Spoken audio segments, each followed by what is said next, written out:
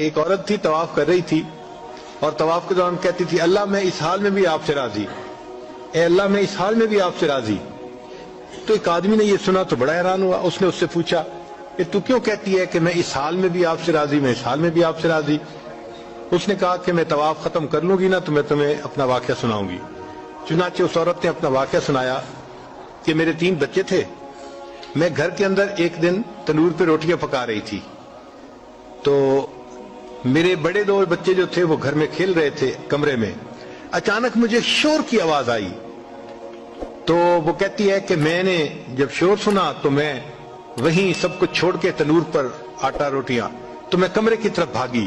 جب کمرے گئی تو میں نے ایک عجیب تماشا دیکھا کہ اس سے 1-2 دن پہلے میرے خاوند نے گھر میں بکری کو ذبح کیا تھا اور جس چھری سے بکری کو ذبح کیا تھا وہ اس نے کمرے میں رکھی تھی۔ تو میرے دونوں بچے کھیلتے کھیلتے ان میں سے ایک نے دوسرے کو کہا کہ تمہیں پتہ ہے کہ ابو نے بکری کو کیسے ذبح کیا تھا؟ تو دوسرا کہتے ہیں مجھے تو نہیں پتا۔ وہ کہتے ہیں اچھا آؤ میں تمہیں بتاتا ہوں کہ کیسے ابو نے ذبح کیا تھا۔ تو میرا درمیان والا بیٹا جو تھا وہ زمین پر لیٹ گیا اور بڑے لڑکے نے اس چھری کو اٹھا لیا۔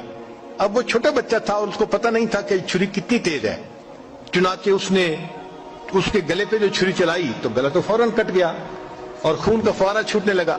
اب جب خون نکلا تو شور ہوا اور میں بھاگی ہوئی آئی تو میں نے دیکھا کہ میرا بچہ خون میں لت پت پڑا تھا اور اس کی جان نکل چکی تھی۔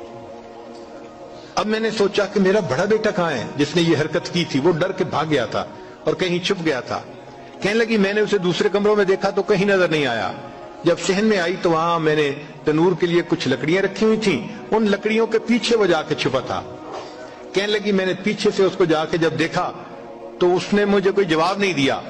جب میں قریب گئی تو مجھے پتا چلا کہ اس جگہ کے اوپر ایک سانپ بیٹھا ہوا تھا۔ یہ بچہ چھپنے کے لیے جب لکڑیوں کے پیچھے گیا سانپ نے اس کو ڈسا اور یہ بھی وہاں مرا پڑا تھا۔ کہتے میں اس کی لاش اٹھا کے لائی، ایک بچے کو ایک چارپائی پہ لٹایا اور دوسرے بچے کو دوسرے چارپائی پہ لٹایا۔ پھر اس کے بعد میں نے فیل کیا کہ میرا تیسرا چھوٹا بیٹا جو کرالنگ کرتا تھا، رینگتا تھا، وہ کہاں ہے؟ وہ مجھے نظر نہیں آ رہا تھا۔ کہنے لگی میں اٹھ کے جب جو ہے تنور کی طرف آئی تو میں نے دیکھا کہ اس نے کرال کیا اور وہ تنور کے اندر گر چکا تھا۔